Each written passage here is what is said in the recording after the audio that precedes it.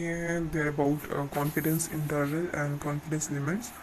और इनको डिस्क्राइब करने से पहले मैं आपको जो मैंने नोट्स में एक एग्जांपल शेयर की रही है to differentiate between sample and population. तो उसको अंडरस्टैंड करने के लिए आप एक एग्जांपल लें कि let's suppose you go to some garden. Apple garden में आप लोग जाते हैं और वहाँ पे there present number of trees, उन सब के ऊपर एप्पल्स लगे हुए हैं और आप उन सब एप्पल्स का मीन वेट डिटरमिन करना चाहते हैं। अब ये जो सब एप्पल्स लगे हुए हैं दे आर मेकिंग पॉपुलेशन, और this is not possible for you to determine the mean of population. Mean of population को हम यूज इंडिकेट करें। ये आपके लिए पॉसिबल नहीं है कि आप हर सेब को तोड़ें, उसका आप वेट लें और फिर सारे जो एप्पल्स हैं उनका आप मीन लें, क्योंकि इसके लिए आपको you will need you can say that you will have to make a large number of measurements, but it's a time taking process. तो स्टेटिस्टिक्स की अप्रोच से आप क्या करते हैं कि विल डू द सैम्पलिंग। आप उसी गार्डन से कुछ जो एप्पल्स हैं उनको प्लग कर लेंगे एज सैम्पल ऑफ पॉपुलेशन, ठीक है, as a representative of populations. और उन सैम्पल्स का आप क्या करेंगे, विल डिटरमिन द वेट, और फिर उससे आप मीन फाइंड आउट करेंगे जो एक्स बार से आप इसको इंडिकेट करेंगे। अब होता ये है कि x bar how you can say how precisely the x bar is estimating the mean of population। मतलब जो आपके पास सैम्पल का मीन है वो कितना प्रिसाइजली पॉपुलेशन के मीन को इंडिकेट कर रहा है, तो उसके लिए हम कंस्ट्रक्ट करते हैं कॉन्फिडेंस इंटरवल। अब ये कॉन्फिडेंस इंटरवल जो आपके पास होता है, ठीक है, ये क्या चीज़ होता है, कॉन्फिडेंस इंटरवल आपके पास you can say it's a range of values होती है, जहाँ पे आप कह सकते हैं we are the probability of finding the true value lies. ठीक है, आपकी यानी कि आप ये जो आप कंस्ट्रक्ट करेंगे ये आप अपनी सैम्पल मीन से रिलेटेड आप करते हैं, लेकिन ये जो इंटरवल होता है this interval gives you information that probability of finding the value of true mean in this range. एक आपके पास क्या होगी, एक लोअर रेंज होगी, आपके पास लोअर लिमिट होगी, एक हायर लिमिट होगी। जैसे से आपने नॉर्मल डिस्ट्रीब्यूशन कर्व में देखा था कि आप एक बेल शेप कर्व ड्रॉ करते हैं, उस कर्व का एक मीन आपने सेंटर में देखा था, फिर इसकी लेफ्ट हैंड साइड पे लोअर वैल्यूज़ आती हैं, राइट हैंड साइड पे जो है वो हायर वैल्यूज़ आती हैं। तो बिल्कुल इसी तरह का केस होता है कि आपके पास मीन वैल्यू जो आती है, मीन से कुछ वैल्यूज़, कुछ एप्पल्स का वेट जो होगा वो लो होगा, कुछ का वेट जो होगा वो उसका हायर साइड पे होगा। दूसरा आपके पास एक रेंज में ये वैल्यूज़ लाई करेंगी, और ये रेंज इस चीज़ को इंडिकेट करती है कि हाउ प्रिसाइजली, और you can say that this range indicates the probability of finding the true mean in between these two limits. और ये जो लिमिट्स होती हैं इनको कॉन्फिडेंस लिमिट कहा जाता है। फिर एक और टर्म यूज़ होती है class confidence level. Confidence level जो है this is actually indicating the probability, ठीक है। कॉन्फिडेंस लेवल आपको इसको आप एज अ परसेंटेज उसको आप शो कर सकते हैं, और probability of finding the true value in that particular range is called confidence level, ठीक है। उसको एज अ परसेंटेज आप शो कर सकते हैं। तो ये आपके पास हैं three terms which are related to the topic. और इसके बाद जी उन एग्जांपल्स में आपको मैंने कहा कि ये आपके पास कॉन्फिडेंस इंटरवल की जो विड्थ होती है वो किस चीज़ पे डिपेंड करती है, depends on the two factors. एक स्टैंडर्ड एक आपके पास जो होता है साइज ऑफ द सैंपल, और दूसरा जो होता है कि how many measurements you are making, ठीक है, और वेरिएशन इन द पॉपुलेशन। अब हम क्या करते हैं कि अगर आप स्मॉल साइज सैंपल सेलेक्ट करते हैं, स्मॉल साइज सैंपल का मतलब ये होता है कि आपने अगर लेट्स सपोज 10 एप्पल्स प्लग कर लिए हैं और आप उनका वेट डिटरमिन करते हैं, फिर उसकी एवरेज लेते हैं, तो आपका सैंपल छोटा है, स्मॉल साइज का सैंपल है। तो जब आप स्मॉल साइज का सैंपल सेलेक्ट करते हैं तो वो क्लियरली आपके पॉपुलेशन को प्रिसाइजली इंडिकेट नहीं कर सकेगा, there will be more chances of error. तो आपका कॉन्फिडेंस इंटरवल जो होगा वो ब्रॉड होगा, ठीक है, आपका कॉन्फिडेंस इंटरवल ब्रॉड होता जाता है when there are more chances of error. More chances of error in the sense कि आपने 10 ही अगर आप एप्पल्स कलेक्ट करते हैं और इतनी बड़ी पॉपुलेशन से आपने इतना छोटा सैंपल अगर सिलेक्ट किया है, तो वो प्रिसाइजली एक्यूरेटली आपके पॉपुलेशन के वेट को इंडिकेट नहीं कर सकेगा। यहाँ पे मीन क्या चीज़ है, मीन उनका मीन वेट होता है पॉपुलेशन का, ठीक है। अगर उसके मुकाबले में आप क्या करते हैं कि अगर आप 30 एप्पल्स को कलेक्ट करते हैं और उनका वेट डिटर्मिन करते हैं, तो अब आपने हर तरह के, तकरीबन आपने वैरायटी इंक्रीज कर दी है, तो आपने हर तरह के एप्पल्स को इंक्लूड कर दिया है अपने सैम्पल में। तो इस तरह आपके पास जो मीन वेट होगा that will be suppose to be a good estimate of population mean, यानी you can say X bar will lie close to the mu and will be you can say less chances of error and your confidence interval will be narrow.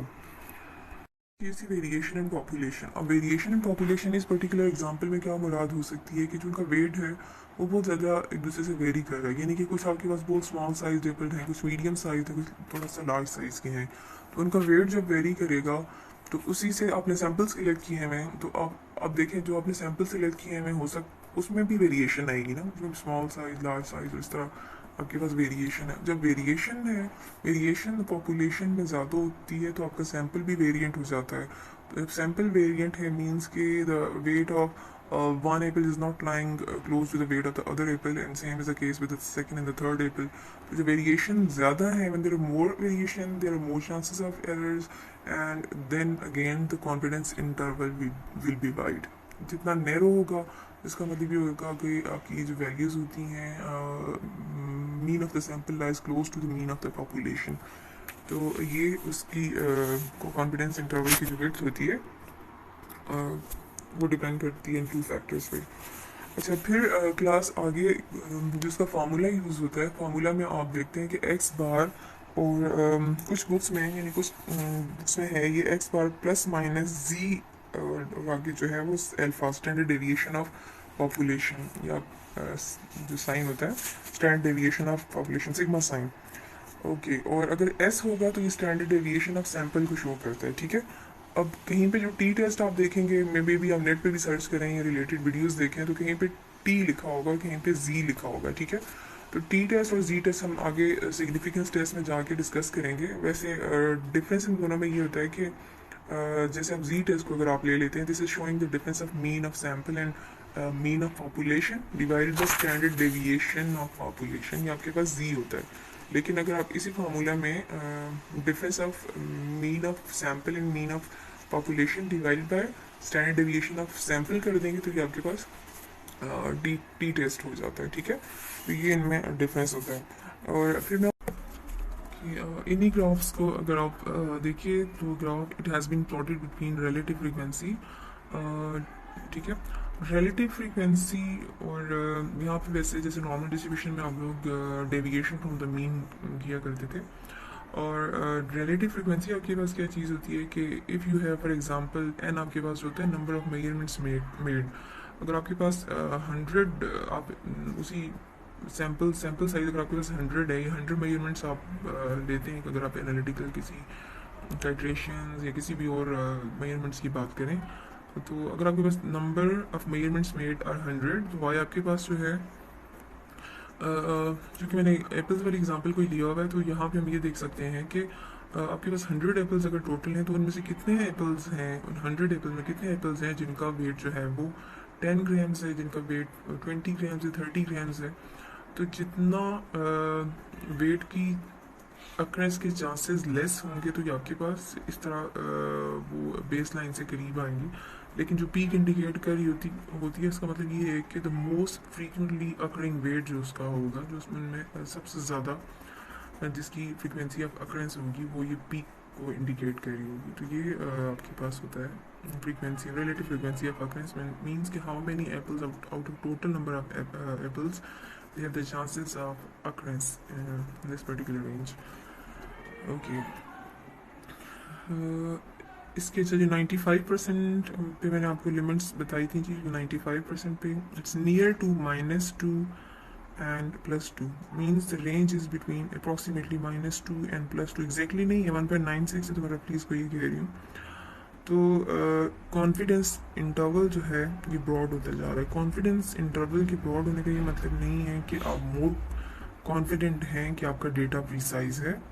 इसका मतलब ये है कि ये range increase चूँकि हो चुकी है, so will be included more numbers. आपके पास डेटा जितनी वैल्यूज़ इसके अंदर ज़्यादा से ज़्यादा आ सकती हैं, तो इसका मतलब ये है कि आपका डेटा जो है अब ये इट्स लाइंग बिटवीन -2 एंड +2। तो इसका मतलब ये है कि मीन वैल्यूज़ जो हाईएस्ट अकरेंस जो थी उससे उसकी value it's going far away from the mean value. तो जितना उससे फार होता जाएगा, तो डेटा जितना स्प्रेड होता जाएगा उतना उसमें जो है वो उसकी श्योरिटी, डेटा क्या कह सकते हैं कि the probability of occurrence of mean value near the mean of population ये डिक्रीज होती जाती है। ठीक है, so same is a case with 99% confidence interval. यहाँ आप देखते हैं पूरे का पूरा रीजन जो है वो शेडेड है। इसका मतलब ये है कि ये इसकी लोअर लिमिट है, इसकी हायर लिमिट है, और ये इनकी कॉन्फिडेंस लिमिट्स हैं। इनके दरमियान कॉन्फिडेंस इंटरवल है, 99% जो है वो कॉन्फिडेंस लेवल है। और अब कॉन्फिडेंस लेवल इंटरवल जो है वो ब्रॉड हो गया। इसके ब्रॉड होने का क्या मतलब होगा कि आपकी रेंज बढ़ जाएगी। जितनी रेंज बढ़ जाती है तो इसका मतलब ये होता है कि डेटा के प्रिसाइज होने के चांसेस, या आप ये कह सकते हैं कि x bar will not truly indicate the, will not truly estimate the mu. ये आपके पास है। और अगर हम फार्मूला को देख लें, जैसे मैं आपको पहले भी बताया था कि ये z यहाँ पे यूज़ किया जाता है। तो ये फाइंड आउट करने के लिए z आपको पता है, मैंने अभी फार्मूला में आपको बताया है। और sigma is standard deviation of population divide by n under root n is showing the number of measurements made. ये फार्मूला है। अगर हम यहाँ पे t होता तो क्या डिफरेंस होता कि x प्लस माइनस टी, और यहाँ पे s divide by n। t का एक डिफरेंस इसी से ये भी होता है कि t depends on the degree of freedom also, and degree of freedom you know is the number of measurements minus 1। This will give you degree of freedom. और वो t चार्ट टी टेबल की सबसे पहले अगर आप यहाँ पे देखें तो आपको z की वैल्यू नजर आती है। z का फॉर्मूला क्या है जी? It is equal to x minus mu divided by sigma. अब x आपके पास है सैम्पल मीन, और ये आपके पास म्यू आपके पास population mean divided by standard deviation of the population. ठीक है, अब यहाँ पे आप क्या देख रहे हैं कि you are having this type of curve, और इस कर्व में आप देखते हैं कि यहाँ पे लिखा हुआ है जी 50%, और आपको शेडेड रीजन नज़र आ रहा है। ठीक है, और शेडेड रीजन जो आपको नज़र आ रहा है, तो इस शेडेड रीजन की जो ज़ीरो के लेफ्ट हैंड साइड पे आपको शेडेड रीजन नज़र आ रहा है वो, और इसके जो राइट हैंड साइड पे आपको शेडेड रीजन नज़र आ रहा है। तो ये पूरा जो आपका जो शेडेड रीजन है या एरिया है, this area is actually showing और indicating the region in which the probability of lying of true value lies।